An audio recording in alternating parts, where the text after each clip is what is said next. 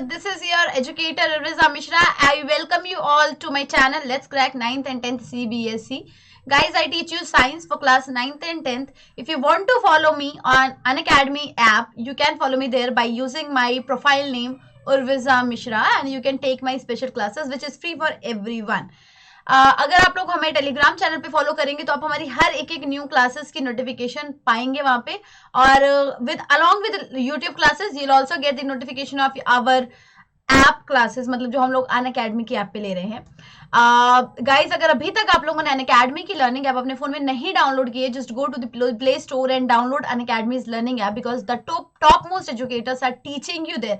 India के best educators वहां पे आपको फ्री क्लासेस दे रहे हैं, फ्री कंटेंट प्रोवाइड कर रहे हैं. तो I don't see any reason to not download this app, because you can also download the free content from there.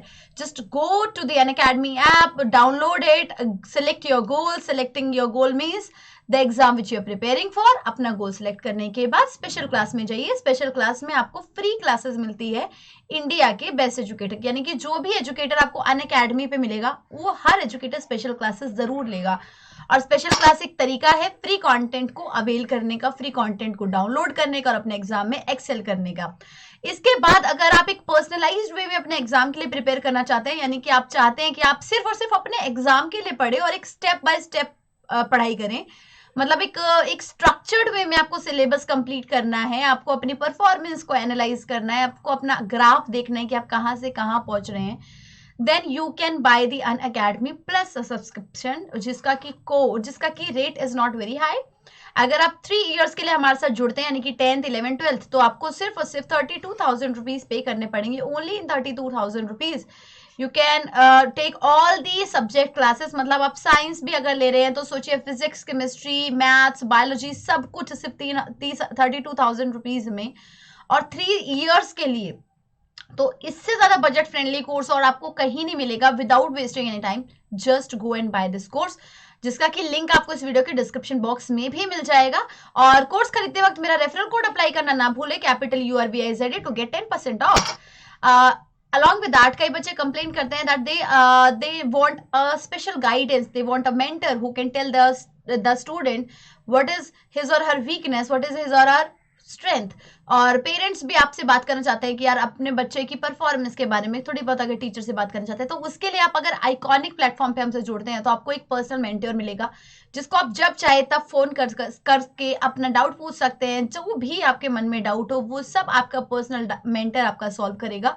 It's just like अ गुरुकुल होता था ना, गुरु एक मिलता था, एक जैसे कि आपको पांडवों को कितने गुरु मिले थे, द्रोणाचार्य, जो उनकी हर दुविधा का एक समाधान करते थे.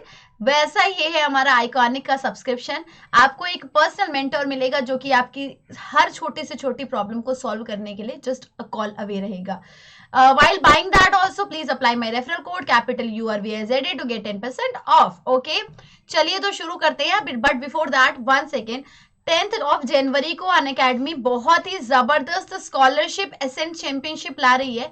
अनअकैडमी एसेंट चैंपियनशिप से आपको मिल सकते हैं 5 लाख रुपए तक के इनाम, स्कॉलरशिप, और उसके साथ साथ आपको 1 मंथ की, 6 मंथ की अनअकैडमी की प्लस की कोर्स भी फ्री मिल सकता है. तो ये बिल्कुल फ्री है. 10 जनवरी को 11 बजे से 12 बजे 1 घंटे का टेस्ट होगा.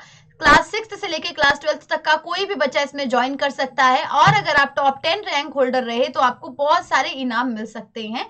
तो क्या जा रहा है यार, जस्ट इसका भी लिंक इस वीडियो के डिस्क्रिप्शन बॉक्स में मिल जाएगा. Just go there, enroll into it. आपको बस एक चीज होनी चाहिए, आपके फोन में अनअकैडमी की ऐप डाउनलोड होनी चाहिए, दैट्स इट. उसके अलावा कुछ भी नहीं चाहिए इसमें पार्टिसिपेट करने के लिए. Just go to the ascend program championship and then enroll into the course, enroll into the class. Okay, now we are going to do 1 marker question. ये 1 marker questions बहुत ही इंपॉर्टेंट है और इनका आपके पेपर में आने का पूरा चांस है. तो without any further delay, let us start with the class. Question number 1 is asking you what happen when a solution of an acid is mixed with a solution of a base in a test tube. I think I am clearly visible to everyone. क्या होता है जब solution किसी acid का solution आप base के किसी test tube के बेस के साथ आप उसको ऐड कर लेते हो. First, the temperature of the solution increases, जो सोल्यूशन का जो टेम्परेचर है वो इंक्रीज हो जाता है. B, the temperature of a solution decreases, the temperature of a solution remains same, the salt formation takes place. Now everyone knows that bases and acid when reacting, it is known as neutralization reaction. और neutralization reaction में it is an exothermic reaction. तो obviously आपका exothermic reaction है तो temperature increase होगा. तो your first part is right. Temperature will increase और salt formation take place. ये बीच के दोनों गलत है, तो जो 1 और 4 बोल रहा है that is only correct. Option number D is the correct option. So here we go, we can say that option number D is correct. Next question is asking you कि एक एक्वस सोल्यूशन है जो कि red litmus को blue में turn कर देता है. रेड लिटमस को ब्लू में टर्न करने वाला aqueous solution. Excess addition of which of the following solution would reverse the change. आप किसी सोल्यूशन को, जो अगर कोई ऐसा सोल्यूशन है जो रेड को ब्लू में चेंज कर रहा है, डेफिनेटली वो क्या होगा? वो डेफिनेटली होगा आपका base, because base is the only substance which converts red litmus to blue. और दोबारा से आप उसको रेड में टर्न करना चाह रहे हो तो यानी कि आप उसको फिर से एसिडिक बनाने की कोशिश करो. एसिडिक बनाने की कोशिश में हमें क्या डालना चाहिए? ये तो baking powder is a base, lime is a base, ammonium hydroxide is a base,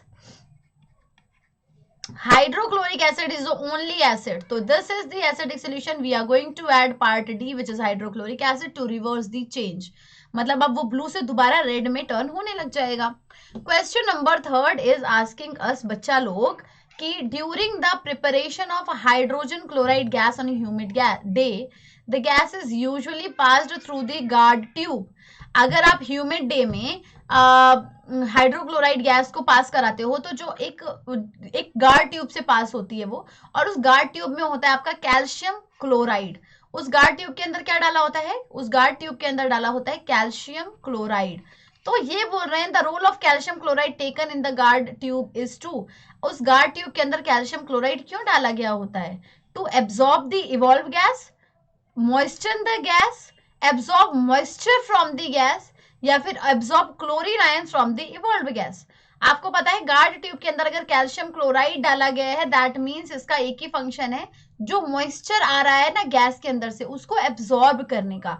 तो part C is the only correct option. Okay. Fourth question, which of the following gas does not contain water of crystallization?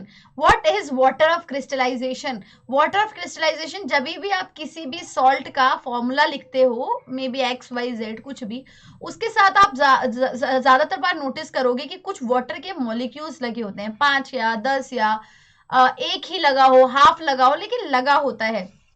ये जो किसी भी salt के, किसी भी compound के फॉर्मूले के साथ वाटर के मॉलिक्यूल्स अटैच्ड होते हैं, इस वाटर के मॉलिक्यूल्स को कहा जाता है water of crystallisation.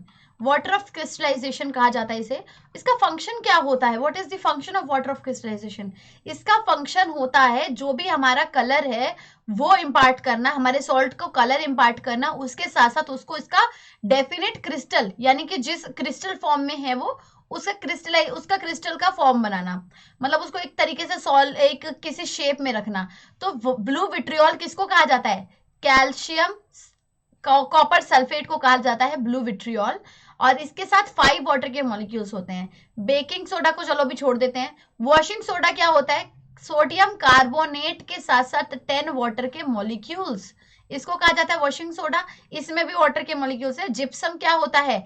Calcium sulphate plus 2 water का मॉलिक्यूल्स. ये जिप्सम को ही तो जला के आप पीओपी बनाते हो ना, तो इसमें भी वाटर के मॉलिक्यूल्स है, इसमें भी वाटर के मॉलिक्यूल्स है, इसमें भी वाटर के मॉलिक्यूल्स है. एक ही सॉल्ट ऐसा है जिसको कहा जाता है बेकिंग सोडा, यानी कि NaHCO3. इसमें कोई भी वाटर का मॉलिक्यूल्स नहीं होता है. तो answer B is the correct answer. It does not contain, baking soda does not contain any water of crystallization. Baking soda does not contain any water of crystallization. Okay, next question. Sodium carbonate is a basic salt. Sodium carbonate is a basic salt because it is a salt of weak acid strong base, weak acid weak base, strong acid weak base, weak acid and weak base. अगर कभी भी कोई salt basic है तो इसका ये मतलब होता है कि सॉल्ट बना होगा तो बेस और एसिड से बना होगा. तो अगर कोई बेसिक नेचर का हो गया तो इसका मतलब वो जो उसमें बेस यूज हुआ है ना वो ज्यादा स्ट्रॉन्ग है, तो ऑब्वियसली इसमें आना चाहिए था कि ये वीक एसिड और नहीं, वीक एसिड और स्ट्रॉन्ग बेस से बना है, इसीलिए ये है बेसिक सॉल्ट। तो आंसर इज ऑप्शन डी, ये वीक एसिड और स्ट्रॉन्ग बेस से बना था। Question number 6 is asking us कि calcium phosphate is present in tooth enamel, it's nature is, आपके टूथ के इनेमल में कैल्शियम फॉस्फेट है, तो इसका क्या नेचर होता है? आपके टूथ के इनेमल का नेचर होता है बेसिक, बेसिक, और उसी की बेसिसिटी को मेंटेन करके रखने के लिए हम लोग टूथपेस्ट करते हैं, which is basic in nature again.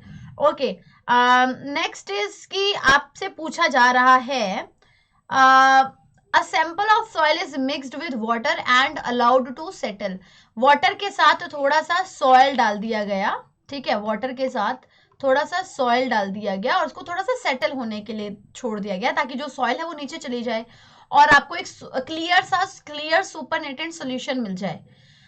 इसने क्या किया, इसने जो पीएच पेपर को येलोइश ऑरेंज में चेंज कर दिया, येलोविश ऑरेंज में चेंज कर दिया, ठीक है। Which of the following would change the color of this pH to greenish blue? जब भी रेड के रेड के थोड़े से आसपास के कलर होते हैं ना तो वो हमेशा मतलब होता है कि वो बेसिक है, ठीक है, उसका हमेशा ये मतलब होता है कि वो एसिडिक है, क्योंकि रेड कलर इंडिकेट करता है एसिडिटी को।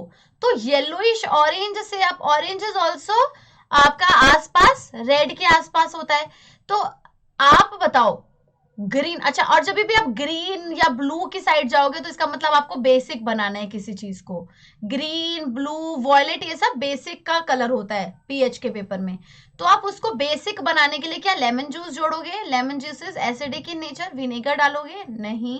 Common salt is neutral, antacid डालोगे क्योंकि एंटासिड होता है एसिड का ऑपोजिट, तो एसिड का ऑपोजिट इज बेसिक, तो ये होगा हमारा बेसिक नेचर का, और यही हमारा ब्लू को यही चेंज करेगा ग्रीनिश ब्लू में, ठीक है। तो you will add option D, अभी तो सारे ऑप्शन डी ही सही आ रहे हैं यार अभी तक, I don't know what is this. Okay, which of the following acid gives the correct increasing order of acidic strength, इनमें से कौन सा ऐसा एसिड है जो correct acidic correct increasing order दे रहा है एसिडिक स्ट्रेंथ को, यानी कि एसिडिटी बढ़ती जाए। कौन से में एसिडिटी बढ़ती जा रही है? वाटर से एसिटिक एसिड हुआ, हाइड्रोक्लोरिक एसिड हुआ, वाटर से हाइड्रोक्लोरिक एसिड, फिर acetic acid is a weak acid यार, तो हाइड्रोक्लोरिक एसिड ऑब्वियसली सबसे ज्यादा होना चाहिए, एसिटिक एसिड उससे कम और वाटर उससे कम, तो आंसर डी। अच्छा लो, एक तो अलग आ गया डी से, answer A is the correct option. कोई डाउट है तो प्लीज आप कमेंट सेक्शन में बोलिए ना मुझे, आई विल सी इट, ठीक है। कोई भी डाउट हो तो then please let me know in the comment section, I will do it.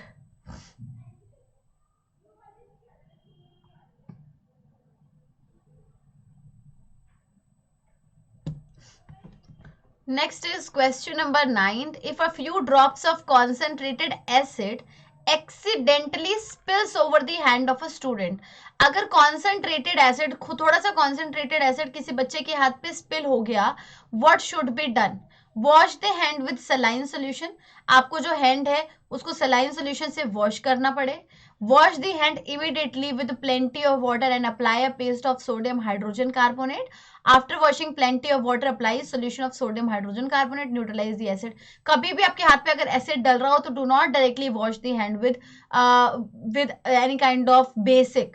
पहले तो आप उसको हाथ को पानी से धो, फिर उसके बाद उसमें सोडियम हाइड्रोजन कार्बोनेट अप्लाई करिए। क्यों sodium hydrogen carbonate? Because that is not a very strong base, बहुत ज्यादा स्ट्रॉन्ग बेस भी अप्लाई करोगे तो it is also corrosive in nature.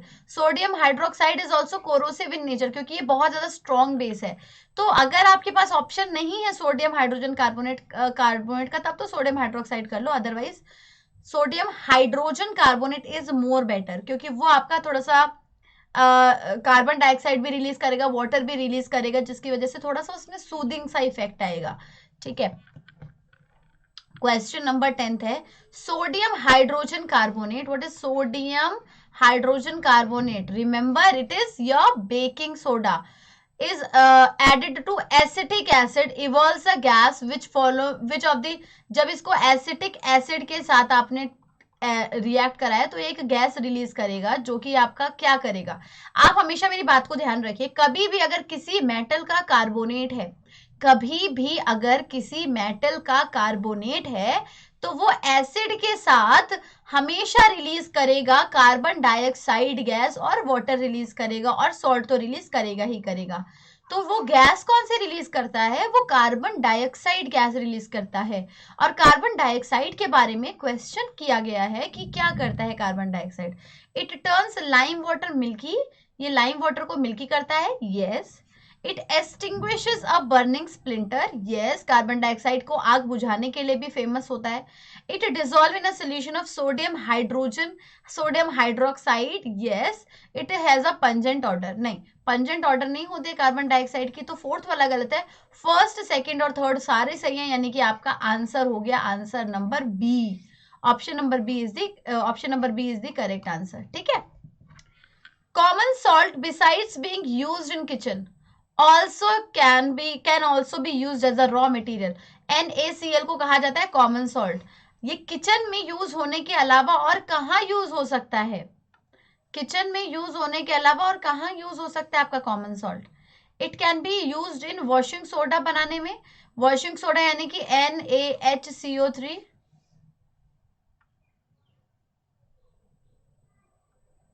यानी कि Na2CO3 प्लस 10 वाटर का मॉलिक्यूल, यस होता है।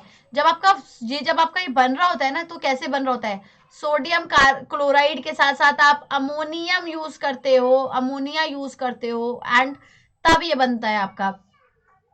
तो आपका आंसर होना चाहिए कि वॉशिंग सोडा बनाने में भी यूज होता है। ब्लीचिंग पाउडर कैसे बनता है, bleaching powder is calcium oxychloride. इसमें आपका सोडियम कार्बोनेट की जरूरत होती है क्या, what do you think? Yes, क्योंकि क्लोरीन है इधर, तो क्लोरीन है तो सोडियम क्लोराइड चाहिए होगा, क्योंकि bleaching powder is calcium oxychloride. Baking soda is sodium hydrogen carbonate, और बेकिंग सोडा फर्स्ट स्टेप में ही बन जाता है। वॉशिंग सोडा जब बना रहे होते हो ना, तो वॉशिंग सोडा के फर्स्ट स्टेप में ही आपको बेकिंग सोडा मिल जाता है, तो इसमें भी जरूरत होती है। स्लेक्ड लाइम क्या होता है, कैल्शियम ऑक्साइड। इसको बनाने के लिए कोई जरूरत नहीं है NaCl की, आपका जो कैल्शियम कार्बोनेट नेचुरली मिलता है आपके मार्बल्स में, रॉक्स में, कैल्शियम कार्बोनेट को डायरेक्टली आप हीट कर देते हो तो आपको कैल्शियम ऑक्सीक्लोराइड मिल जाता है। तो फोर्थ नहीं जरूरी है, फर्स्ट, सेकंड और थर्ड जरूरी है। कौन सा ऑप्शन फर्स्ट, सेकंड और थर्ड बोल रहा है, ऑप्शन नंबर सी, तो answer is C. Okay, next question. One of the constituent of baking powder, baking powder का एक कंस्टिट्यूएंट है sodium hydrogen carbonate, sodium hydrogen carbonate. The other constituent is, baking powder क्या है, sodium hydrogen carbonate के साथ आप कभी भी कोई टार्टरिक एसिड यानी कि एडिबल एसिड, टार्टरिक एसिड यानी कि कोई ईडेबल एसिड यूज करते हो तो उसको कहा जाता है बेकिंग पाउडर। तो इसको बनाने के लिए आपको एक तो चीज चाहिए होगी sodium carbonate, sodium hydrogen carbonate, दूसरी क्या चाहिए होगी, टार्टरिक एसिड। टार्टरिक एसिड अगर ऑप्शन में नहीं है, कोई और अच्छा ऑर्गेनिक एसिड है, यानी कि आपका सिट्रिक एसिड वगैरह बोल दो, तो वो भी यूज हो सकता है। बट आपका मिनरल एसिड नहीं यूज होगा क्योंकि it is not readable. Hydrochloric acid is a mineral acid, acetic acid is a mineral acid, sulphuric acid is a mineral acid, so it can't be used, ठीक है। और actually acetic acid आपको vinegar से भी मिलता है, तो ये भी ऑर्गेनिक एसिड है, बट एक्चुअली आपका tartaric acid is more preferable because you get it from tamarind, मतलब आपको इसको ये इमली में से मिलता है, ठीक है। Question number 13 is asking you to protect tooth decay we are advised to brush our teeth regularly. The nature of the toothpaste commonly used is, हम लोगों का दांत सड़ने से बचाने के लिए हमें कहा जाता है कि हम अपने टीथ को रेगुलरली टूथब्रश से साफ करें।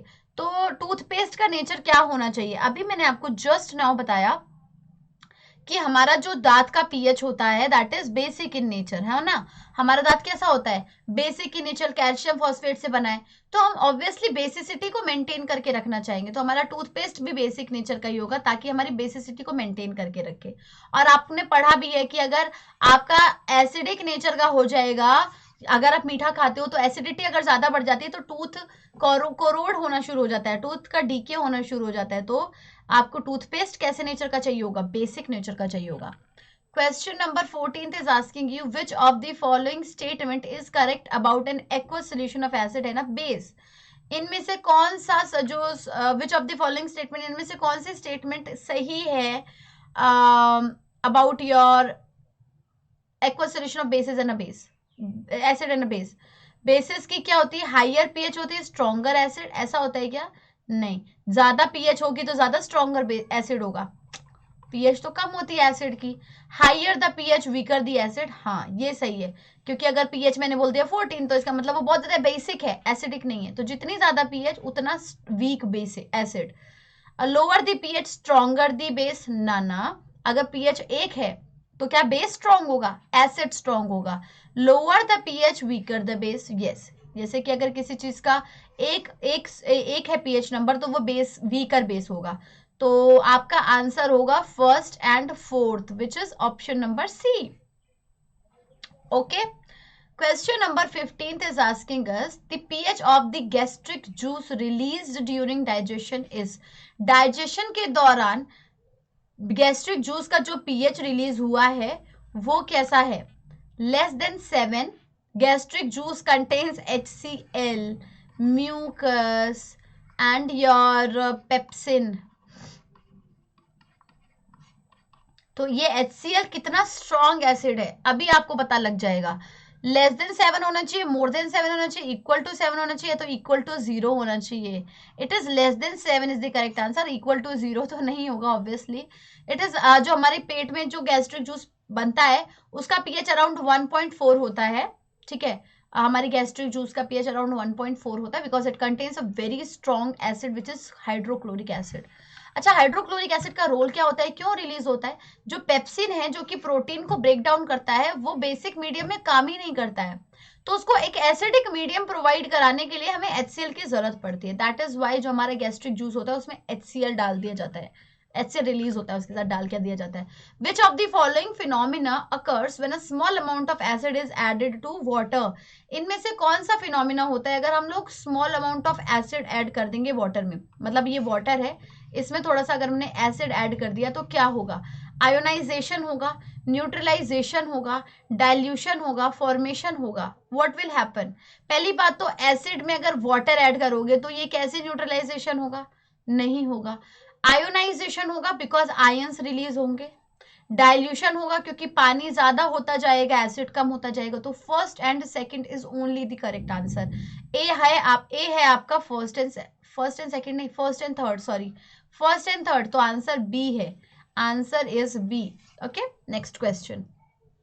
Which one of the following can be used as an acid base indicator by a visually impaired student? आप इनमें से किसको यूज कर सकते हो एक अंधे बच्चे को पता लगाने के लिए कि कौन सा एसिड है कौन सा बेस है? अंधा है तो ऑब्वियसली लिटमस पेपर देख नहीं सकता है, टर्मरिक का कलर चेंज होता हुआ देख नहीं सकता है, वेनिला एसेंस देख सकता है क्योंकि खुशबू आती है उसमें, petunia leaves also changes colour, तो वो सिर्फ और सिर्फ खुशबू से पता लगा सकता है कौन सा एसिड है कौन सा बेस है. तो vanilla essence is the correct answer. Which of the following substance will not give carbon dioxide on treatment with dilute acid? अगर कार्बन डाइऑक्साइड को आप डाइल्यूट एसिड के साथ रिएक्ट करोगे तो क्या नहीं मिलेगा? तो कार्बन डाइऑक्साइड नहीं मिलेगा. अच्छा सॉरी, इनमें से कौन सी चीज को अगर आप डाइल्यूट एसिड के साथ रिएक्ट करोगे तो कार्बन डाइऑक्साइड नहीं मिलेगा? कौन सी चीज ऐसी है जिसको साथ आप डाइल्यूट एसिड को रिएक्ट करोगे तो कार्बन डाइऑक्साइड नहीं मिलेगा? मार्बल क्या होता है? कैल्शियम कार्बोनेट, मेटल का कार्बोनेट है, एसिड के साथ रिएक्ट होगा, definitely carbon dioxide gas release होगी. तो इसको हटाओ, नहीं भाई गलत है. सेकंड कौन सा है आपका? सेकंड है limestone. Limestone is again what? Calcium carbonate, again calcium carbonate, तो ये भी नहीं. Baking soda is calcium hydrogen carbonate. अच्छा, मेटल का कार्बोनेट हो, चाहे मेटल का कार्बोनेट हो चाहे मेटल का हाइड्रोजन कार्बोनेट हो, आपको चीजें तीनों मिलेंगी. क्या चीजें? Salt, carbon dioxide plus water. तो ये भी गलत है. लाइम क्या है? Lime is calcium oxide. अब देखो, लाइम इज कैल्शियम ऑक्साइड, तो जब कैल्शियम हाइड्रोक्साइड बोल दीजिए, sorry, calcium hydroxide is lime. तो कैल्शियम हाइड्रोक्साइड में कार्बन कहाँ है कहीं कार्बन? कहीं पे भी नहीं है. तो यहाँ पे आपको मिलेगा कार्बन डाइऑक्साइड नहीं मिलेगा। Lime is the only thing जिसमें जो कैल्शियम हाइड्रोक्साइड होता है जो कि एसिड के साथ रिएक्ट करेगा तो carbon dioxide, it will not release carbon dioxide, ठीक है। ये तो जब कार्बन डाइऑक्साइड के साथ मिलेगा तब ये कैल्शियम कार्बोनेट बनाएगा, ये रिलीज नहीं करता। ये अगर इसको आप व्हाइट वॉश करते हो, एनवायरमेंट में कार्बन डाइऑक्साइड होता है, उसके साथ रिएक्ट करके तब ये कैल्शियम कार्बोनेट बनाएगा, अदरवाइज ये खुद रिलीज नहीं करता है calcium oxide, carbon dioxide sorry. Which of the following is acidic in nature? Lime juice, मतलब जो लेमन का जूस होता है, ह्यूमन ब्लड, लाइम वाटर, या फिर एंट एसिड। लाइम जूस इज आपका नींबू का juice, lime water is not नींबू का juice, lime water is calcium hydroxide जो आप व्हाइट वॉशिंग में यूज कर सकते हो। दो नाम अलग से डिफरेंस याद रखिएगा। लाइम जूस क्या होता है आपके नींबू का या फिर संतरे का जूस, लेकिन लाइम वाटर क्या होता है, calcium hydroxide. Next question for this chapter, last question. In an attempt to demonstrate electrical conductivity through an electrolyte, एक अटेम्प्ट किया एक बच्चे ने इलेक्ट्रोलाइट के थ्रू इलेक्ट्रिकल कंडक्टिविटी दिखाने का, फॉलोइंग एपरेटस का सेटअप किया, which among the following statement are correct?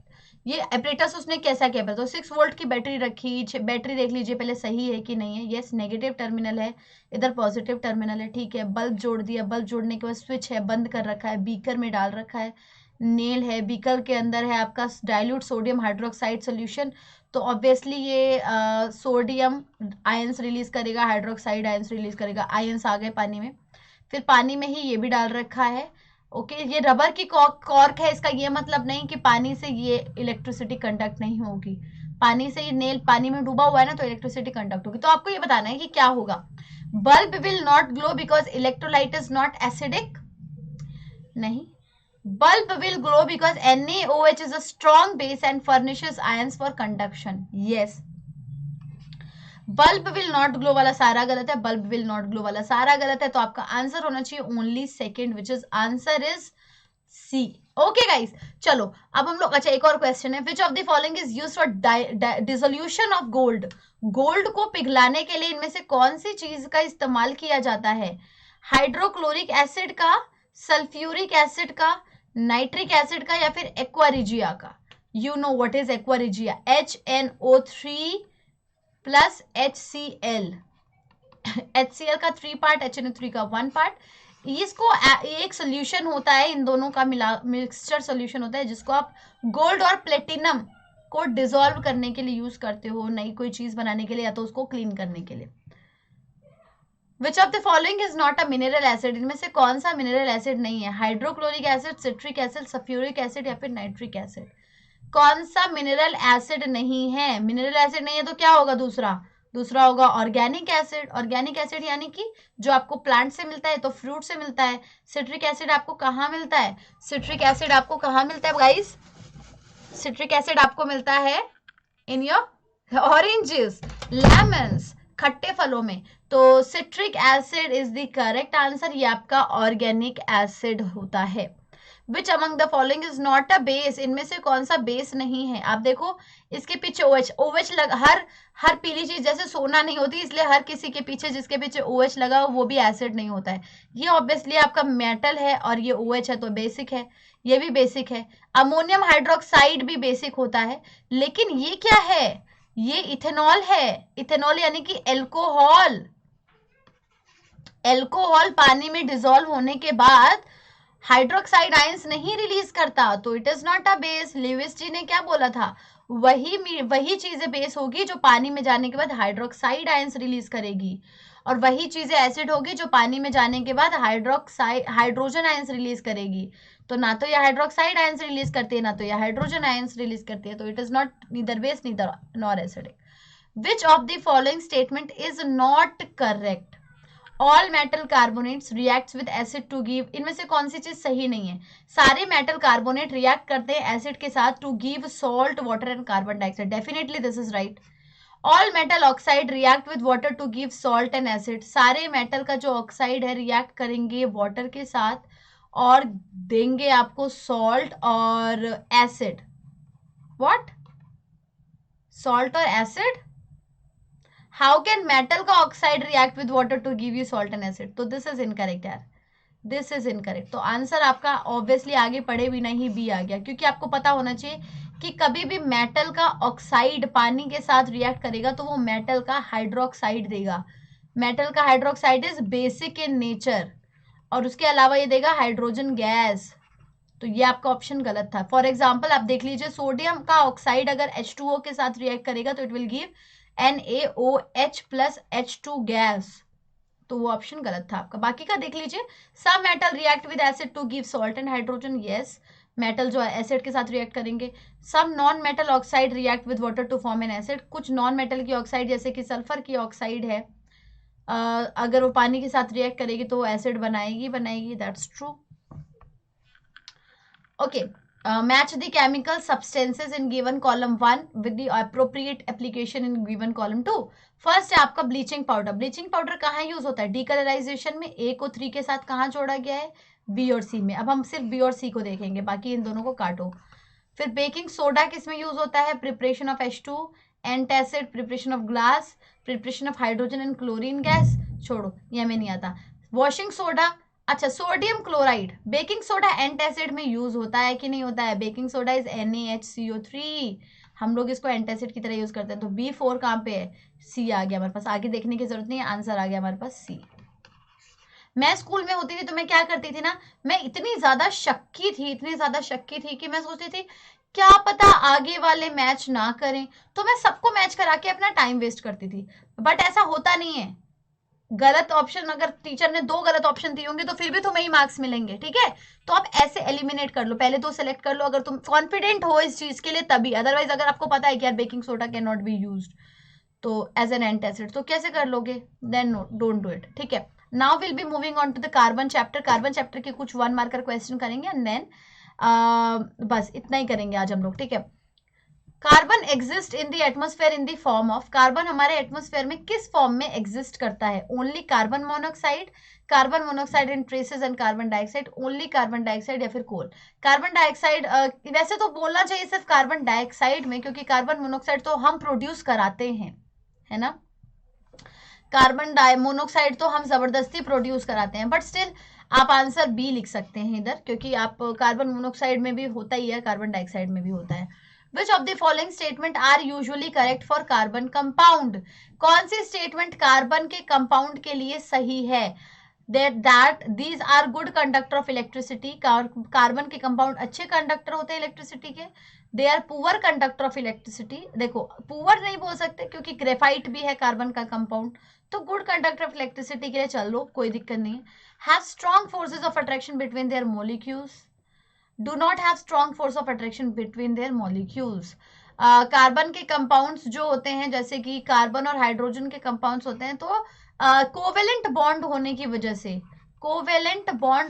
वजह से they are not good conductor of electricity as well. अच्छा, ये कार्बन का कंपाउंड बोला है ना, they are not talking about carbon के एलोट्रॉप्स, तो यस कार्बन के compound because they have covalent bond, so they are not good conductor of electricity, they are poor conductor of electricity and they do not have strong force of attraction. तो second और fourth आपका सही होगा, D option के लिए चलते हैं, answer is option number D. A molecule of ammonia NH3 has, NH3 कितने बॉन्ड होते हैं? देखो हाइड्रोजन के पास सिर्फ और सिर्फ एक ही इलेक्ट्रॉन है देने के लिए, तो इसमें इतना शक करने की जरूरत ही नहीं है कि डबल बॉन्ड होगा कि नहीं होगा। अगर कोई भी चीज हाइड्रोजन के साथ बना रही है ना अपना बॉन्ड, तो वो सिंगल बॉन्ड ही बनाएगी, तो it will only have single bond. क्योंकि डबल बॉन्ड तब होता है ना जब 2 लोग अपने, जैसे हाइड्रोजन के पास अगर 2 इलेक्ट्रॉन होते देने के लिए, तब तो डबल बॉन्ड बना भी लेता। हाइड्रोजन के पास तो यार एक ही इलेक्ट्रॉन है, how can it form double bond? So only single bond is the correct answer. Question number 2 is asking us कि Buckminster fullerene is an allotropic form of which substance? Phosphorus, sulfur या फिर carbon या फिर tin? Buckminster fullerene is the allotropic form of carbon. Which of the following are correct structural isomers of CH2C4H10? Structural isomers क्या होते हैं? जिसमें number of carbon same हो और हाइड्रोजन उतने ही मिले। तो when you look at it, आपको आंसर सिर्फ और सिर्फ मिलेगा ऑप्शन नंबर ये वाला थर्ड वाला, तो आप बोल सकते हो थर्ड वाला भी सही है, और उसके साथ साथ अलोंग विद दैट आपका जो है फोर्थ वाला भी पार्ट सही है। तो third and fourth which is answer number D. Just look at it carefully, you'll get the answer. Which of the following alkaline reaction alkaline KMnO4 act as? In following reaction में potassium permanganate किसकी तरह react करता है? Potassium permanganate react करता है as a catalyst. Reaction में आप potassium permanganate को कैटलिस्ट की तरह यूज कर रहे हो। Okay, next question, which of the following is the correct representation of electron dot structure of nitrogen? Nitrogen के आउटर मोस्ट में 5 इलेक्ट्रॉन होते हैं बच्चा लोग, और वो 5 को 8 बनाने के लिए हमेशा 3 इलेक्ट्रॉन्स शेयर करता है। वो हमेशा अपने 3 इलेक्ट्रॉन्स लेके चलता है कि भाई कोई भी आए तो मेरे इस 3 इलेक्ट्रॉन के साथ मिल जाए, और दूसरा नाइट्रोजन अगर आ रहा है तो वो भी 3 इलेक्ट्रॉन के साथ आएगा। तो इनमें से कौन सा आंसर सही होने वाला है? डी वाला। देखो ना, ये 3 क्या है, ये कुछ नहीं शेयर कर रहा, बकवास। ये क्या है? दो ही दो क्यों शेयर करेगा जब नाइट्रो, इसके पास भी 3 की कमी है, इसके पास भी 3 की कमी है, ये भी 2, क्या क्या हो रहा है? Only D is the correct option, क्योंकि नाइट्रोजन है 5 आउटर मोस्ट में है, तो वो 2 को लेके चलेगा ना आपने आगे ही कि भाई मुझे 3 की और कमी है, तो वो 3 इलेक्ट्रॉन्स को एग्जीबिशन में लगा के रखता है, तो ये ट्रिपल बॉन्ड बनाता है दूसरे नाइट्रोजन के साथ। Okay, next question, structural formula of ethyne. Ethyne मतलब कि C2H का डबल, और डबल में से भी 2 कम। इथाइन है अगर, तो आपको पता है ना आइन क्या होता है, डबल करो, 2 का डबल 4, 4 में से भी 2 कम, यानी कि 2 ही हाइड्रोजन होना चाहिए। कहां पे है 2 कार्बन और 2 ही हाइड्रोजन? Option number C. तो answer is C. Okay, identify the unsaturated compound from the following. इनमें से अनसैचुरेटेड कंपाउंड कौन सा होता है? सैचुरेटेड क्या होते हैं? जिसमें कि सिंगल बॉन्ड होते हैं, तो सिंगल बॉन्ड एन वाला होता है, प्रोपेन वाला सिंगल बॉन्ड, क्लोरोप्रोपेन वाला इज ऑल्सो सिंगल बॉन्ड। तो अनसैचुरेटेड जिसमें डबल और ट्रिपल बॉन्ड होते हैं वो होता है। तो आपका सेकेंड और third is the correct answer. Where is second and third? ये ऑप्शन नंबर डी। तो answer is D, because it will have double and triple bond. Structural formula of benzene is, benzene क्या होता है? 6 carbon की chain, along with that आपके कितने carbon के कितने हाइड्रोजन? 12 हाइड्रोजन। तो इसमें किसमें है? देखो सारे कार्बन के साथ 2-2 हाइड्रोजन अटैच्ड है कि नहीं अटैच्ड है? आपका आंसर आ जाएगा नहीं, लेकिन आपको ऑल्टरनेटिवली एक डबल बॉन्ड भी चाहिए, तो आपका आना चाहिए answer, sorry I am so sorry, benzene is not this, benzene is जितना कार्बन उतना ही हाइड्रोजन।